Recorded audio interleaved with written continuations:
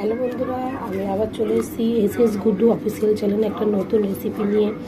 এটা তোমরা দেখতে পাচ্ছ, আমরা যে কালো কচু খাই আর এটা গোড়াটা, এটা দিয়ে তোমাদের আজকে একটা নতুন রেসিপি করে আমি দেখাবো। তোমরা দেখতেই পাচ্ছ কালো কচু গোড়াগুলোকে ছোটো ছোটো টুকরো টুকরো করে পিস করে কেটে নিয়েছি। কেটে নিয়ে এবার এটাকে ভালো করে জল দিয়ে ধুয়ে পরিষ্কার করে নেব। কচুগুলো পিস পিস করে কেটে নিয়ে নুন হলুদ দিয়ে একটু ভাপিয়ে জল ফেলে দেবো। তারপরে পেঁয়াজ, রসুন, কাঁচা লঙ্কা, একটু সর্ষে আমাদের লাগবে। মিক্সিতে সর্ষে, কাঁচা লঙ্কা ও রসুন আগেই মশলাগুলো বেটে রেখেছি। তারপর পেঁয়াজ, তারপরে তোমার সিদ্ধ করা কচু,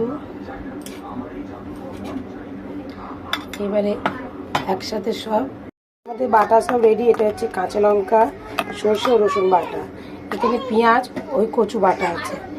কড়ার তেল গরম হয়ে গেছে, এবার কড়াতে আমরা একটু কালো জিরে ফোড়ন দিয়ে দেবো। তারপরে দিয়ে দেবো এদিকে রসুন, সর্ষে বাটাটা নাড়াচাড়ার পরে আমরা কচু আর পেঁয়াজ বাটাটা দিয়ে দেবো, দিয়ে একসাথে নাড়বো।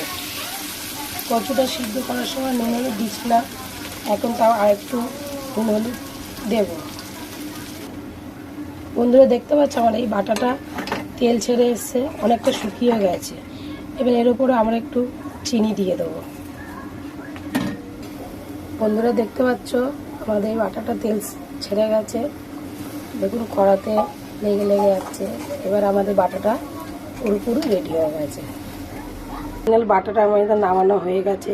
এবার দেখুন দেখতে কত সুন্দর লাগছে। এরকম রেসিপি করে খেয়ে দেখবেন, দারুণ লাগে। রেসিপিটা ভালো লাগলে চ্যানেলটাকে লাইক ও সাবস্ক্রাইব করে দেবেন।